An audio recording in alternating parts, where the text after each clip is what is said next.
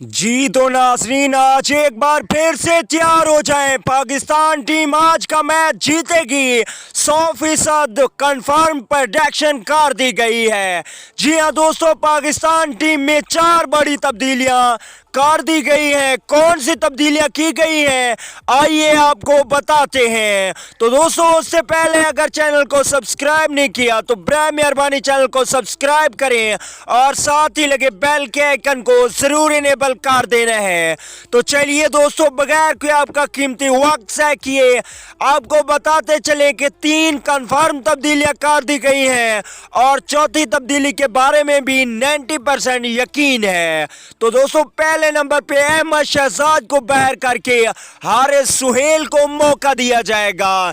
दूसरी तब्दीली की बात करें तो पाकिस्तान टीम में दूसरी बड़ी तब्दीली होगी इफ्तिखार अहमद की वापसी और उमर अकमल को बेंच पर बैठना होगा।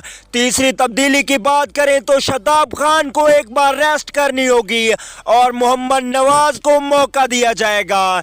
चौथी तब्दीली की बात करें तो उस्मान खान शिनवारी एक बार फिर एक्शन में नजर आएंगे और मोहम्मद आमिर को एक बार फिर से बेंच पर बैठना होगा।